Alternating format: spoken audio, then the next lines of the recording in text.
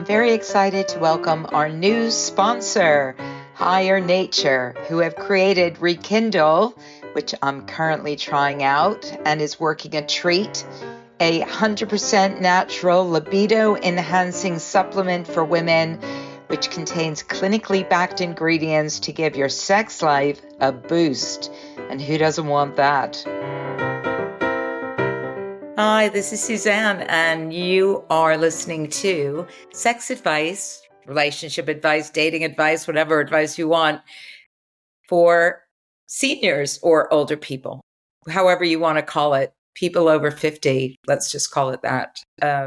It's a new year. We can start with a new idea about all of this, and I'm really excited to welcome to the show Shakti Sundari, who I've been following on Facebook. I don't even know how long I've been following you for, but it feels like many, many, many years.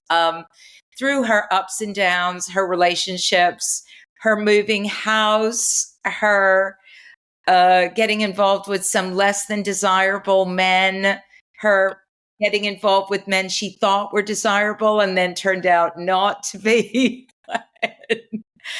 And through all of that, I've just been sort of watching your reflections and listening to your reflections on all of that. And more recently, been intrigued by your desire to jump back into the dating pool and to actually chronicle and talk about what you are discovering, having taken a bit of a break, right?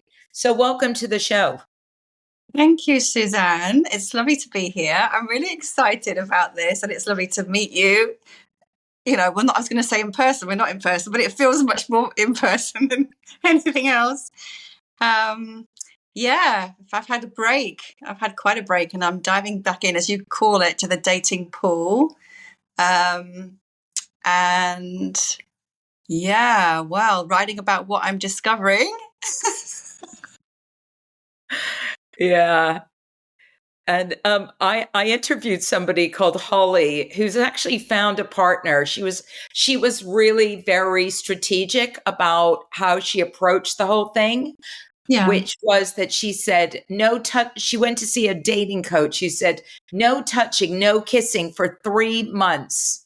3 months. If you meet someone, no touching, no kissing for 3 months, because you don't want to involve all those endorphins and all that other stuff that might get in the way of disguising some of the things that might be less than suitable about this person, right?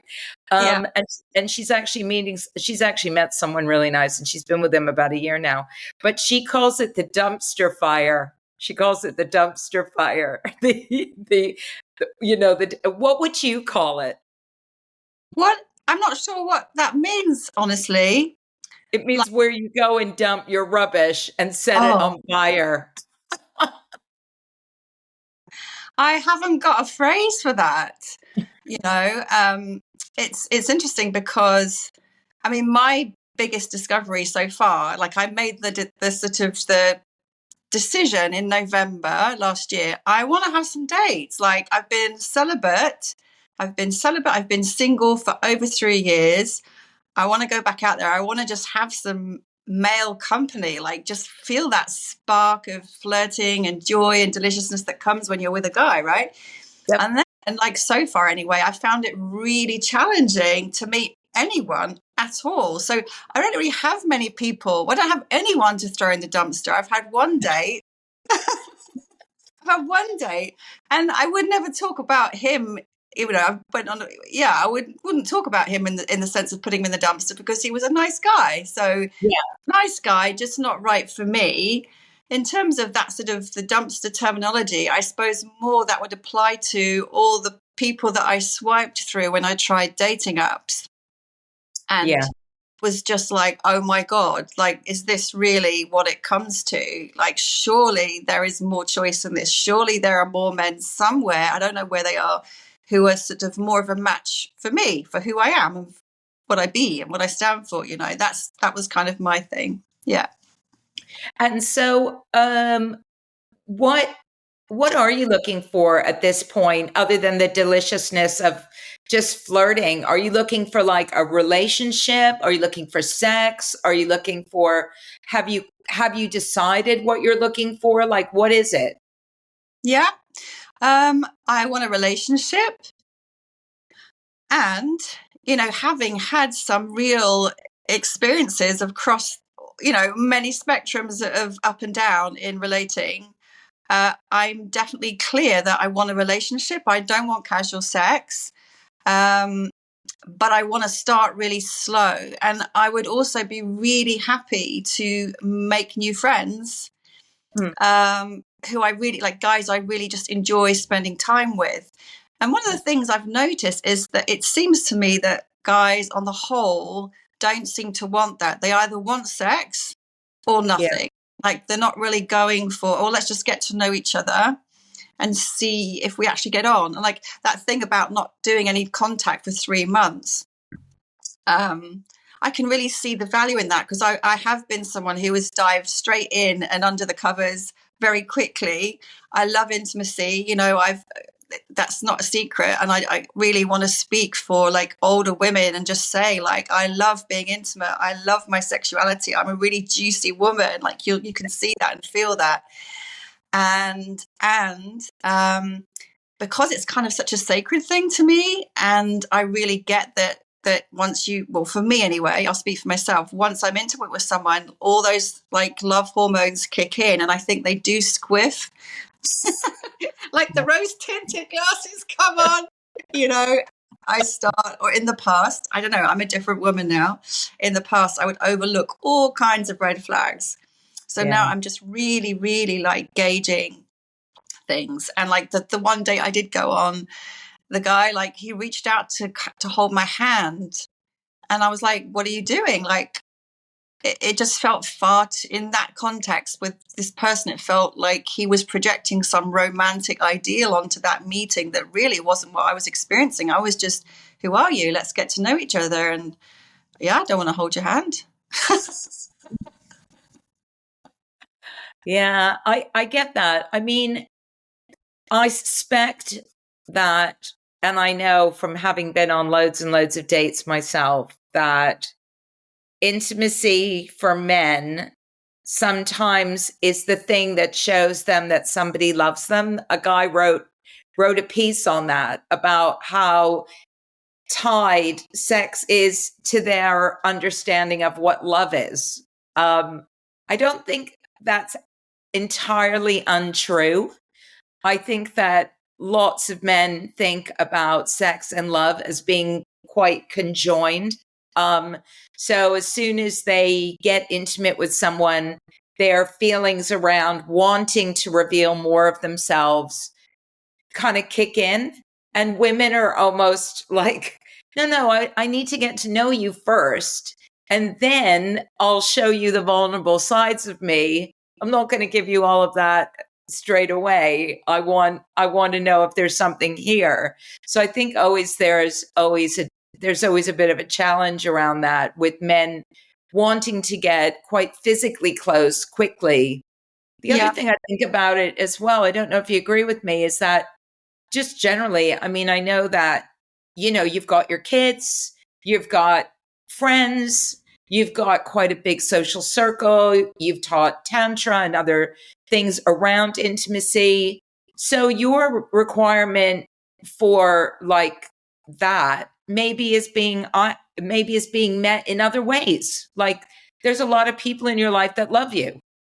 Oh yeah. And that's kind of, it's really showing me, because my life is fuller now than it has been for a long time. And I really see when I have my life set up as it's to please me, to suit me, with my friends, with my kids. My kids have left home, but they're still a big part Yeah. of my life.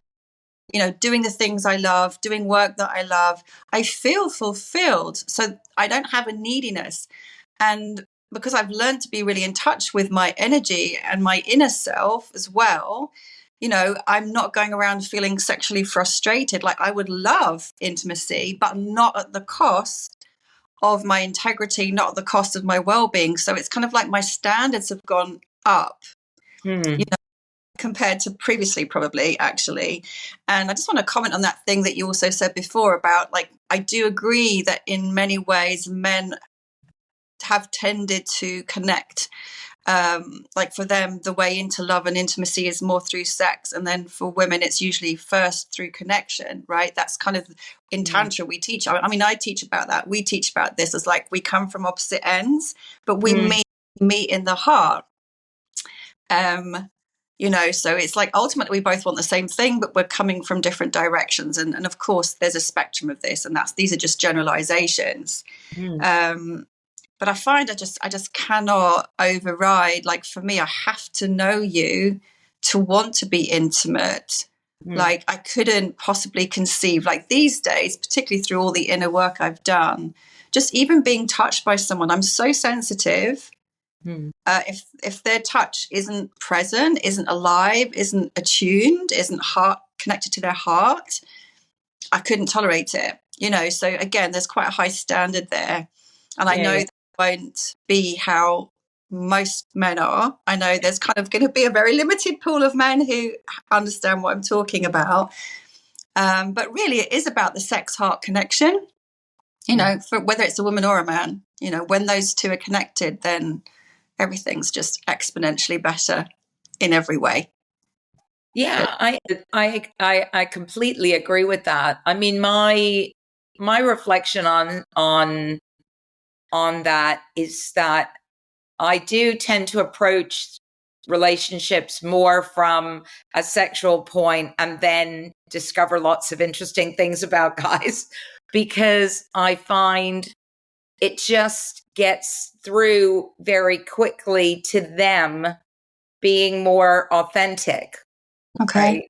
right? so so for me, if I meet someone and very quickly we have sex, it's it's almost like it cuts through a lot of the nonsense that I've experienced otherwise. And I do find that sometimes men can sometimes project their sort of perfect selves for a while Yeah.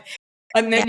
then you can spend a considerable amount of time kind of trying to peel the layers of the onion back to discover, what is in their heart, what is their truth, who is this person, only to discover, oh, God, you know what, we're so different.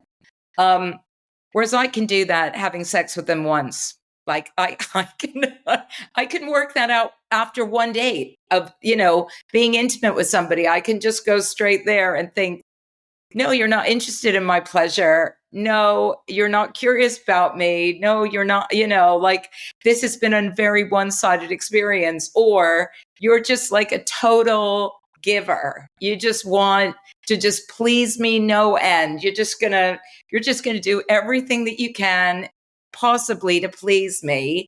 That suggests to me that you're a kind person.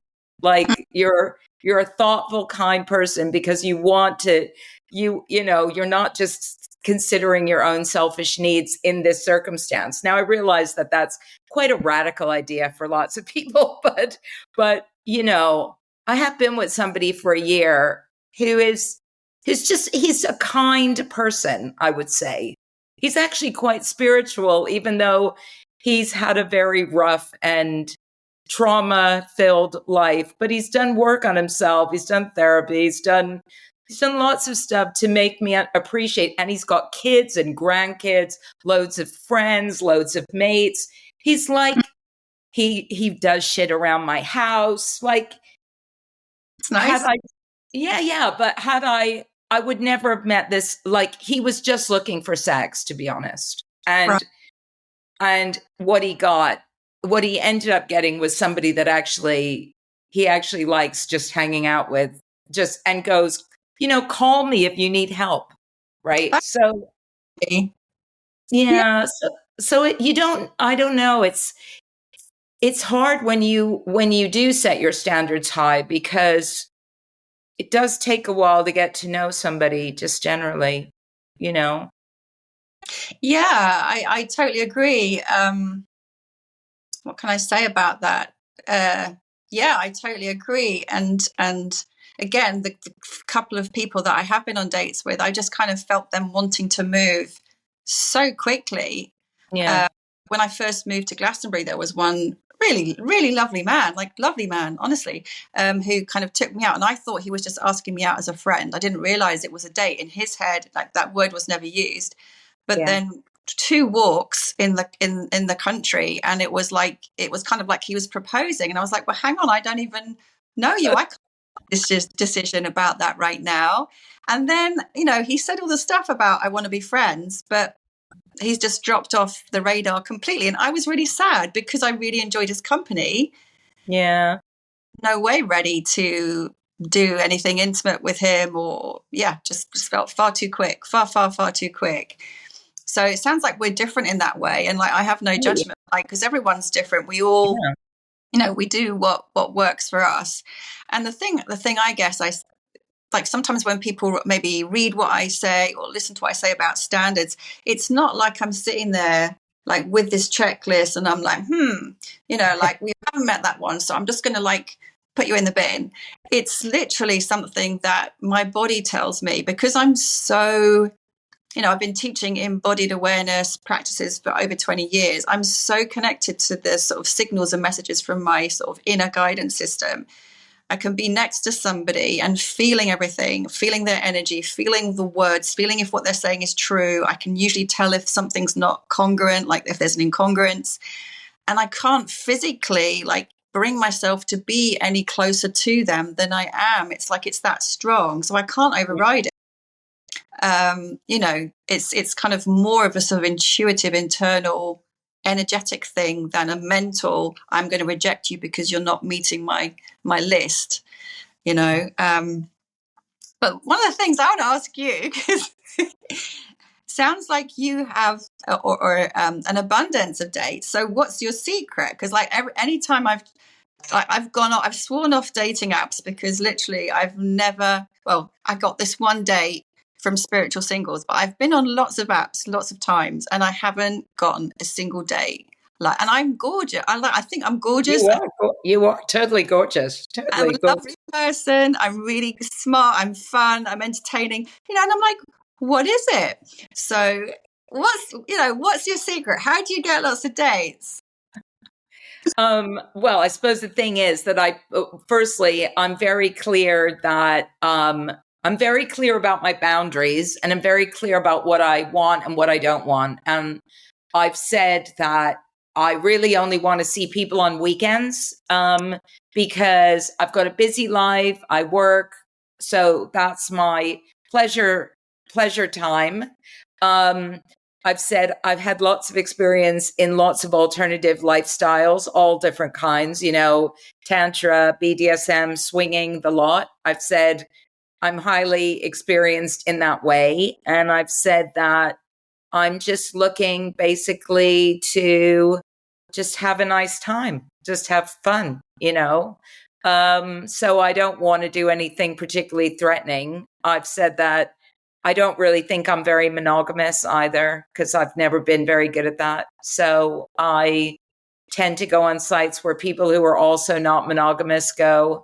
And I kind of just, I do go out with them. I do normally meet people with a view that there's going to be intimacy, fairly soon. I don't like to go out with them too often, honestly, because I find that actually I like things to unfold in different ways. And sometimes I do find out things about people that I go like, ick. And we've had like a really good time, in an intimate way. And then I realize something about them that's really not great. And then I think, oh, okay, well, how important is it? Because I don't really want a relationship. I suppose that's the thing. It's like, I don't, I'm living in the Grand Canaries at the moment for 3 months. I plan on doing a lot more traveling. I don't want to be, I need somebody who's either going to be incredibly flexible with regard to packing up and leaving for, weeks, months, whatever, or just someone who's just really happy to just meet from time to time. Right. Right. So I suppose that's it, really. Yeah. And I find there's absolutely loads of actually really good looking people that want to do that, who are all quite nice. What I do notice as well with a lot of the people that I meet is a bit like me, they're very busy. Mm-hmm. Just either they've got jobs, like one of my friends is a massage therapist. He works on weekends, so he's still got kids, teenage kids. He's still doing all the dad schlepping back and forth thing. So he just doesn't have much time, you know? And the Right. other guy works in a trade, so he's got call outs all the time, and he can't plan because all his work is kind of very last minute. So people have got I just look at people's circumstances and I just think, well, clearly this is what it is. You know, you've got you got shit going on and family and friends, and lots of people have elderly parents they're looking after. It's just when you're an older person, it's people just have complex lives. I've got stuff. So, Yeah.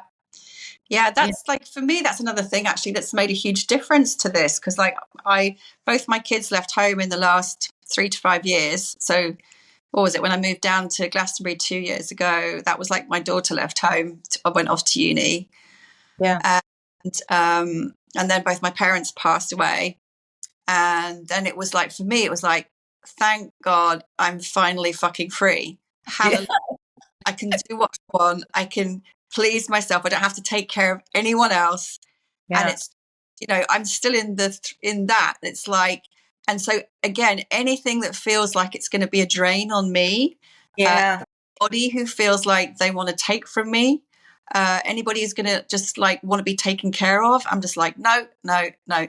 Anyone I feel have to teach something, no, because I get a lot of uh, yeah, idolization, like, oh, you're this, you're that. And I'm like, no, I'm an ordinary person. No, just don't even think of putting me on a pedestal. Just see me for who I am.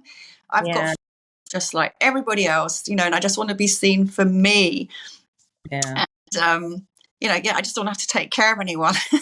Like, Yeah, I mean, I do meet people with and have been with people with, mobility issues and stuff, and that's really difficult. And I guess one of the challenges we have at this age is that if we don't want to date much younger, which is always an option, and I've spoken to women, for instance, like Cindy Gallup, who dates much, much younger.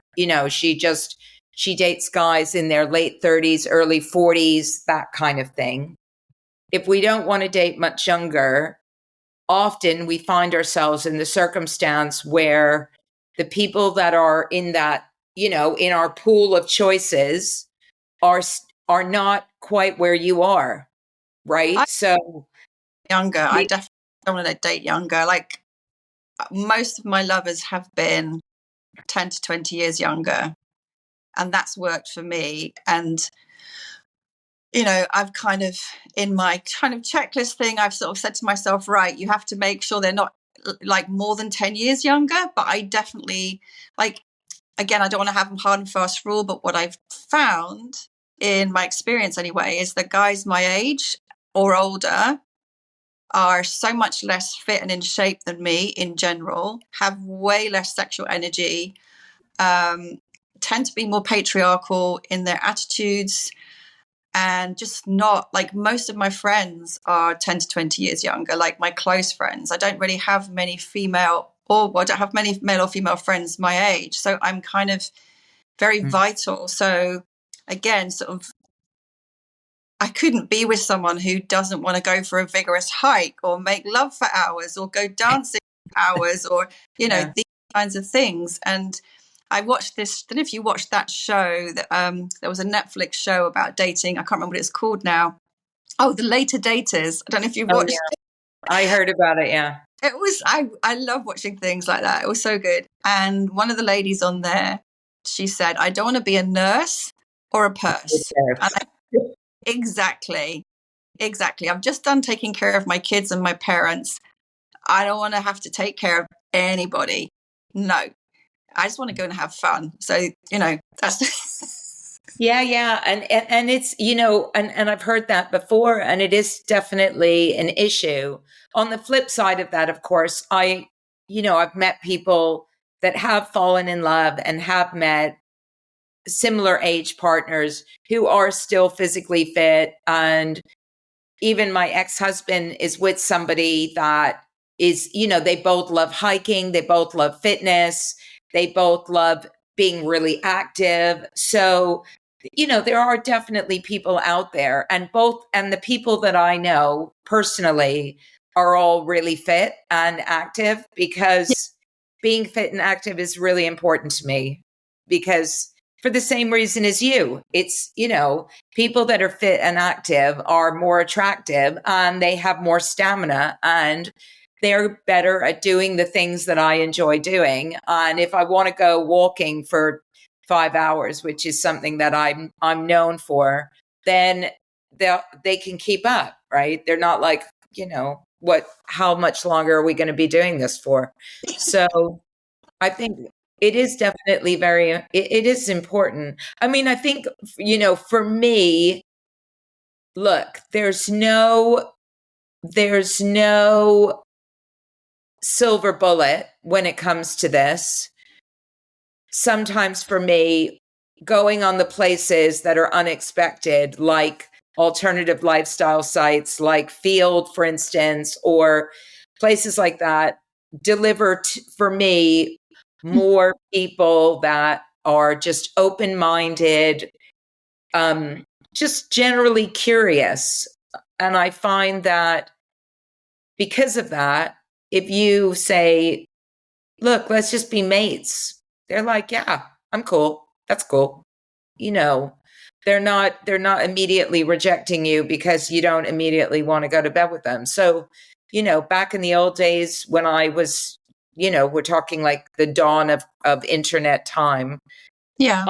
I I met lots of people who I'm still friends with, who I just really liked, and they really liked me, but we just didn't find each other attractive. And we're still friends, So I don't know if it's an age thing. Like you say, the expectation is, if you're not going to take the next step with me, because guys are lonely. A lot of guys are really lonely. So I don't get why they wouldn't want to be your friend, frankly. Yeah, I mean, I think, well, I agree with you. I think there's a lot of loneliness out there. And especially amongst men, people talk about that. So there's an epidemic of loneliness. I think there's a lot of, just because I've always been fascinated by men and women and masculine and feminine dynamics anyway, but just because of this like new flush of energy as I've been exploring dating, I've been kind of really focused on it. And so any podcast that comes up, I'm listening and reading articles. And I'm kind of really hearing like resentment actually on both sides as well, like loneliness and longing. And I'm hearing like resentment from men who seem to think that women have such high standards that, the story goes like only the top 5% guys who are really ripped and really rich and really tall get the women. Personally, I actually, from my own experience of myself and my friends, I think that's bullshit. Like that might apply maybe to a certain segment of young women in their 20s and 30s who are pretty superficial. But like once you get to middle age, I don't call myself a senior or old, by the way. I think of myself as being middle aged, but I am 60. I still think I'm in middle age. Even that seems a bit of a stretch though, because I feel so young. Anyway, like, come on, we're smart, we're grounded, we're mature. We know life is about more than being ripped and rich. Okay, so it's much more about the qualities, the personality that a person brings. And if you don't realize that at this stage, I think that's pretty immature, like for a man or a woman, really.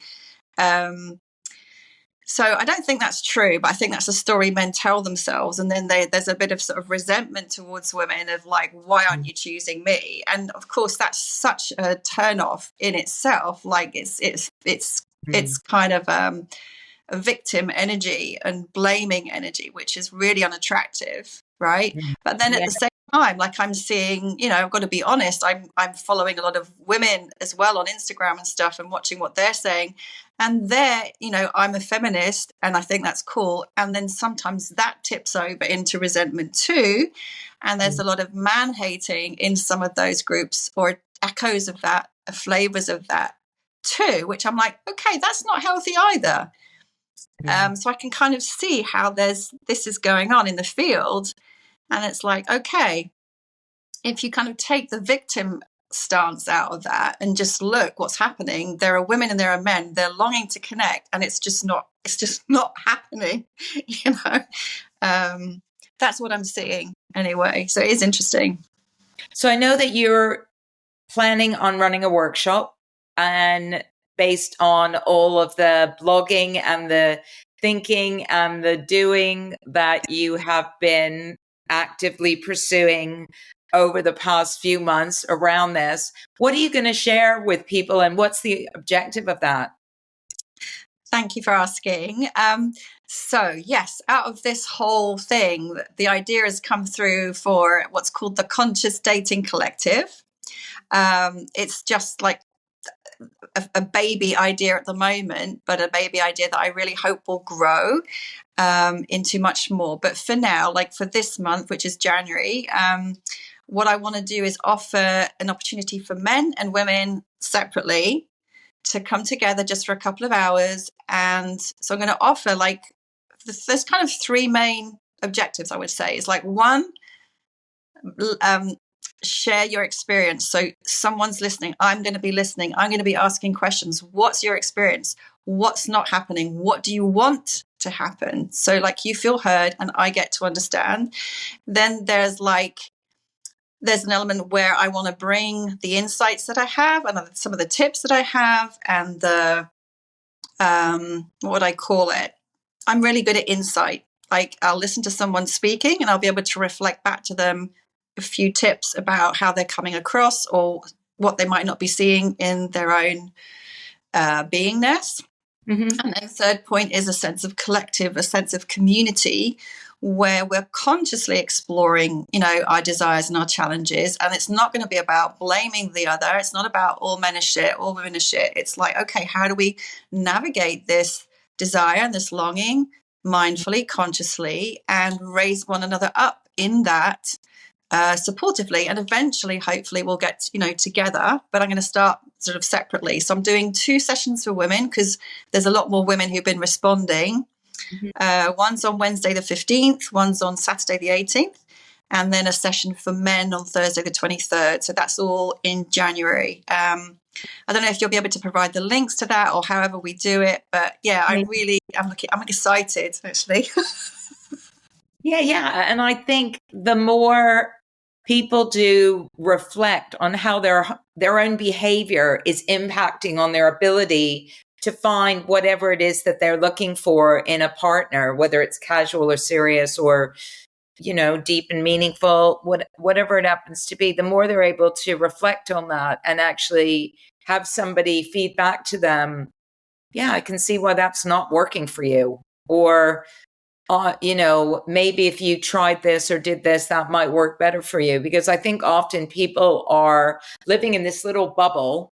Yeah. And as you said before, there's a lot of people who are very much box ticking, like to the point where they've got 4 pages of boxes, and they're not going to meet anybody with that, right? Because they're a friend of mine once told me, and I laugh about it, but there's a part of me that thinks he's absolutely right. He's been married for about 30 years, lovely wife, they're very happy. And when I told him about box ticking, he said, Suzanne, you only ever get 2 boxes, so choose what they are. Right? Because you're never going to get more than 2. So I said, one of my boxes was funny. And my son said to me, or somebody said to me, funny is a good box because most people that are funny are smart. So you get smart as a byproduct of funny. So in a sense, you get 3 boxes if you choose some of the like like curious people are normally also quite intelligent in my view, right? I mean, for me, I would say that's the, like, above everything else. Obviously, I have to find somebody attractive, but generally, I just like curious people, just generally. That's, and I find there's not enough of those people that are just generally curious about me, about the world, about life, about just stuff, Yeah. Um, and yeah, if you're not curious, we're not going to get along. So that for me is my one big box, and everything else is a sub box of that. Yeah, that is a really good one. And it's again, I think, again, there are gender differences there because there's all these memes going around about men who don't ask questions. To the extent that my 21-year-old daughter, who's only kind of started dating in the last couple of years, that's like one of her top things. She's like, Mum, he didn't ask me any questions. He's like never going to see him again. So the ability to show an equal interest in the other is just like fundamental. But it's amazing how often it doesn't happen.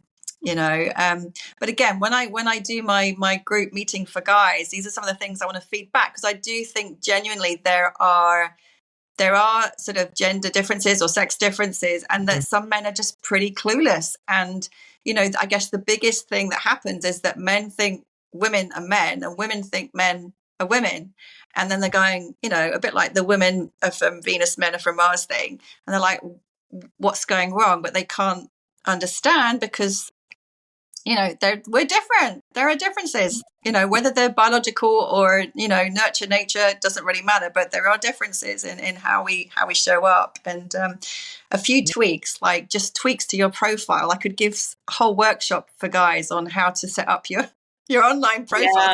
And you know what? That's a nice little upsell for your workshop is, after you finish your offer, your offer to them is, if you would like to help you improve your profile, right? That's where, because I often feel that's where the problem begins, is we're looking at that going, what the fuck?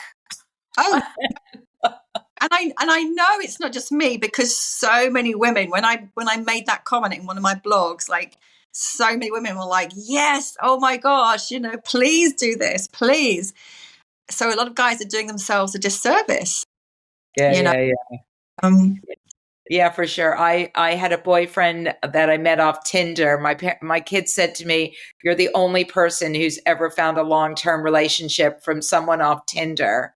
Subsequently, I've been banned. I think it's because I tried to promote my gigs. I still don't know why, but anyway, it doesn't matter. oh, But he had this cute, like super cute profile. And I remember he was a quirky looking guy. And we were together for a number of years. Sadly, he passed away. But he told me how long he spent on his profile. And it wasn't that it was like really super long, but it was him.